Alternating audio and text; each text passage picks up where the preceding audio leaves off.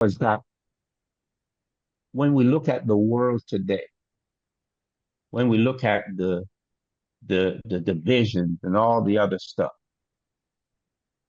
that exists today, what would be the one thing, the one that would differentiate a God's government versus human government? That is a government guided um, by God, and I use that to say God's kingdom versus human rulership. Because for me, if I go back when I think about the story, I think about in the initial Garden of Eden, in the beginning, the only rulership was that of God. And then as we go through time, um, you had human rulership.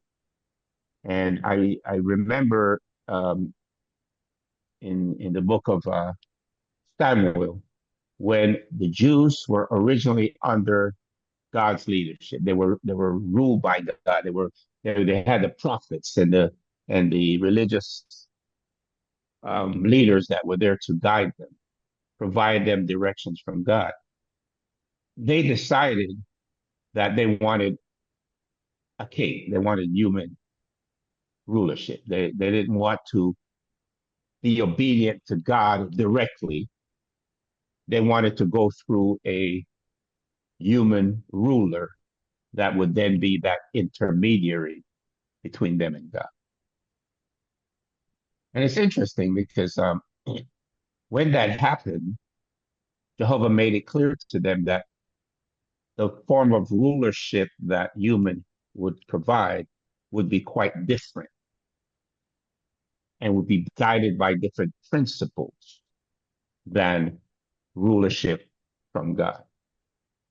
So the question, like you mentioned, is is a piece of God in us, is that spark of God in us that guides us, which I like that. But where I'm a little challenged is that we then begin to not see ourselves as a spark of God, but as a replacement of God. And and for me, that's where starts to manifest itself in the sense that we we say we're humbling ourselves to God, but yet what we are doing is putting ourselves in place of God, Mhm. and then making ourselves and our thoughts and feelings that of God. And again, I just go back to again Jesus not putting himself in place of God, but making himself a representative of God or a spark of God, as you said, a Jehovah's Witness or a witness of Jehovah. See, again, it was more important again that Jesus be a witness, Jehovah, a representative of him rather than a replacement of him. Yes. Again, what we are talking about is humility.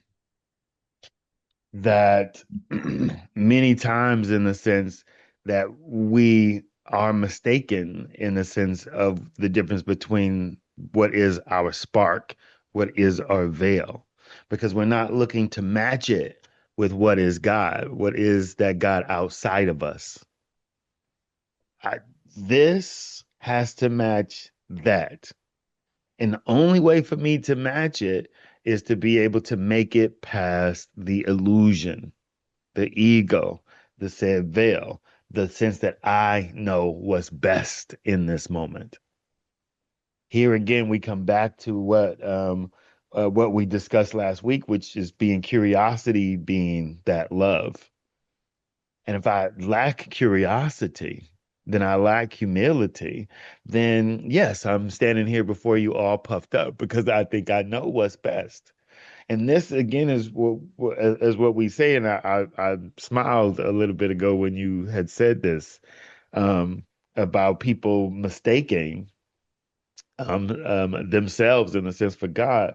But this is what happens again with exoteric people. They think that they know best. And this is what you basically described in the sense to say to Jews is that after things wasn't necessarily going their way, they was like, oh, forget all of that. I'm gonna do it my way. I heard what you said and so on and so forth, but that ain't working for me right now. So I'm gonna do it my way. And this is what they did over and over and over and over again. But yet again, somehow I'm supposed to believe that they were with God. But what you described was is that they were with their leadership. They were not with God within themselves.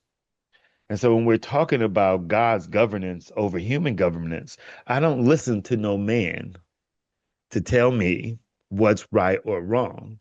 I listen to God to tell me what's right or wrong. And this is the very issue that we're having today in the United States is that you are clearly told that you know what the hell is right or wrong.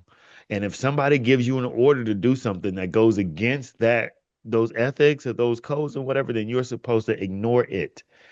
And if you go along and you do it anyway, your excuse is that I was doing what I was told. It does not hold water.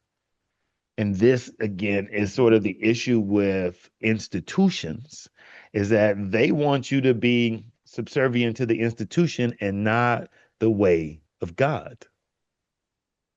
That's human governance and how easy it is for people to, in a sense, fall off.